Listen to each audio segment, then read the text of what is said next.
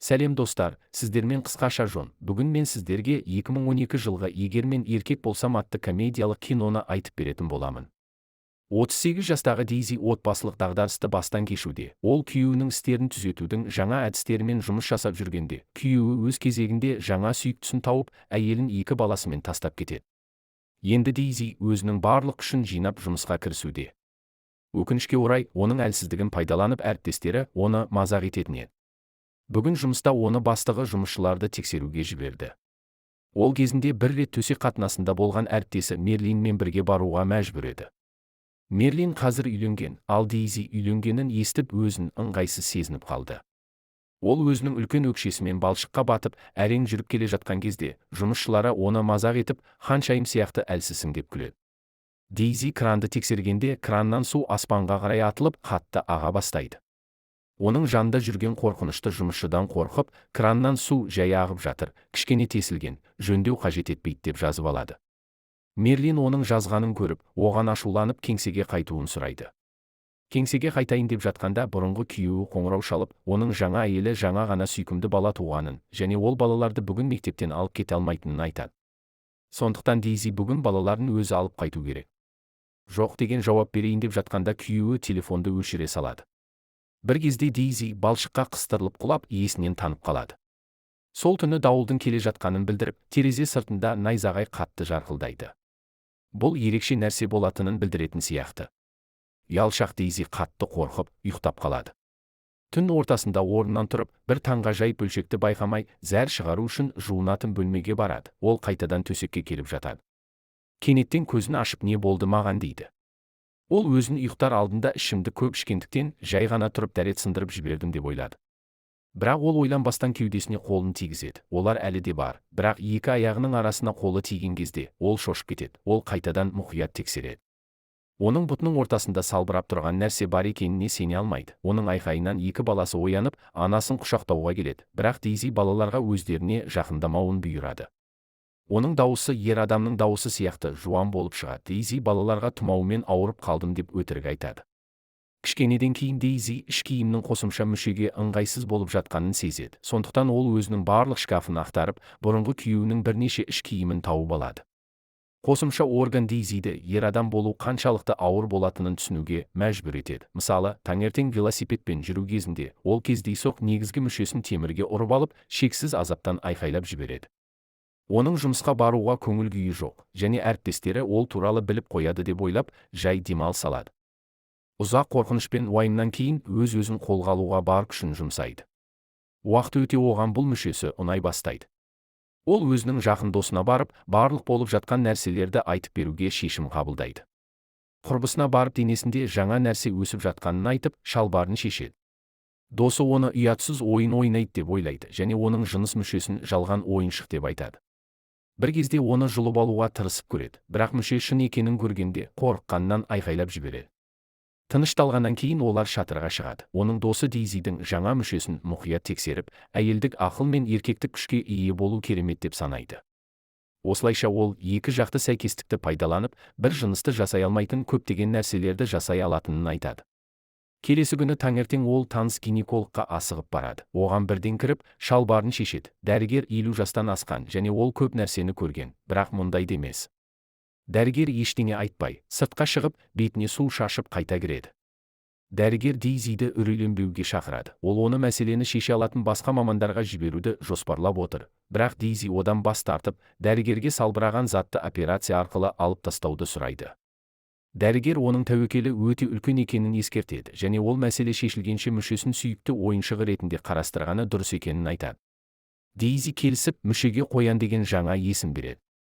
Бұл оның балалық шақтағы сүйікті ойыншықтарының бірі еді.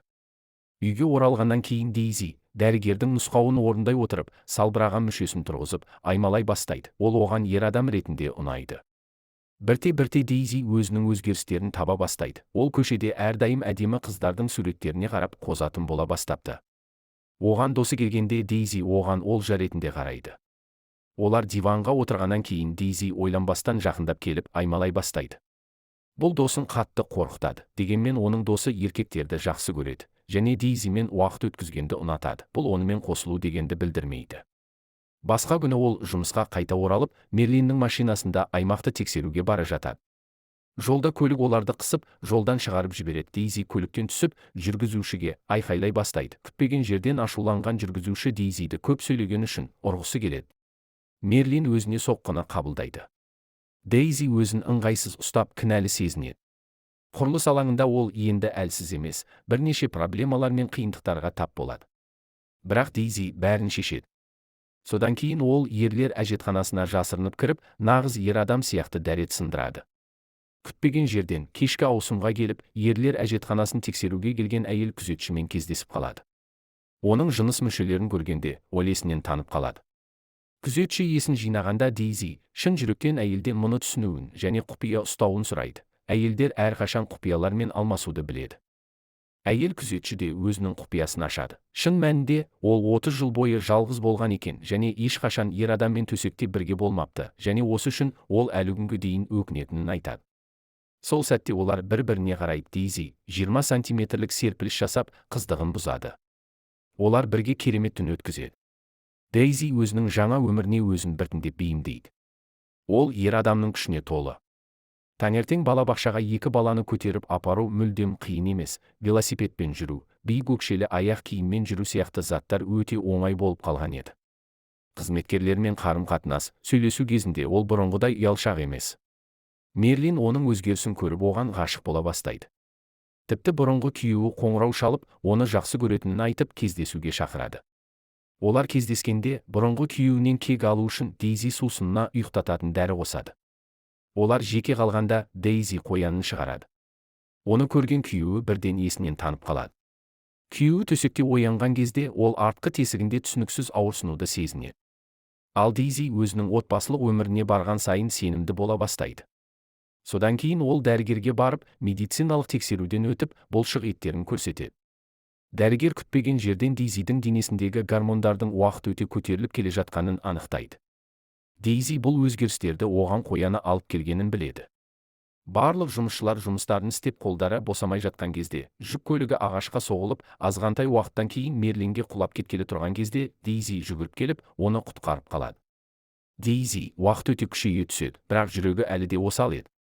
Сол түні Мерлин Дейзиді оған көмектескен үшін алғыс айту кешіне кездесуге шақырады. Дейзи келіседі. Шын мәнінде ол да Мерлинге де ғашық еді.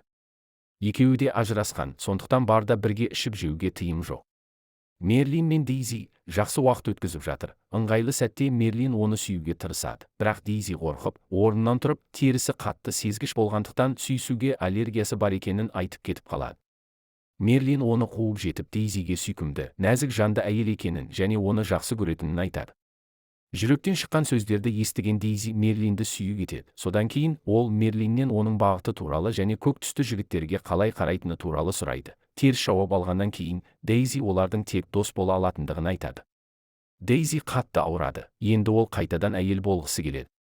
Ол келесі күні тағы да гинекологқа барады. Ол дәрігерден жынысын ауыстыруға мамандандырылған Бангкоктағы ауруханаға жіберуін қалайды. Бірақ дәрігер, егер ол қайтадан әйел болғысы келсе, операциямен қалпына келтіру бірнеше жылға созылады, және нәтижелер керемет болмауы мүмкін екенін айтады. Дейзи үмітсіз, бірақ дәрігер мен оның ең жақын досы, егер Дейзи шынымен де Мерлинді жақсы көретін болса, ол өзінің қазіргі жеке басын елемей, Мерлинге деген сезімін білдіруге тырысу керек деп санайды. Еркек болсын, әйел болсын, ол сезімнің пайда болуына кедергі емес, және кез келген адам, кез келген кезде біреуге ғашық болып қалу мүмкін екенін айтады. Мұны естіген Дейзи Мерлинге барып, өзінің барлық құпиясын мойындауға дайын тұрады. Бірақ кенеттен, ғажайып орын алған түндегі ауа райы сияқты, аспан өзгере бастайды. Сол кезде ғажайып орын алып, ол қайтадан әйелге айналады. Дейзи Мерлинге жүгіріп барып, онымен сүйісе кетеді. Осы жерден кино бітеді. Видеоны соңына дейін көргендеріңізге үшін рахмет. Видео ұнаған болса арнаға жазылып, лайк басып, өз ойларыңызды комментарияға қалдырып, қолдау білдірулеріңізді сұраймын. Келесі кездескенше сау болыңыздар.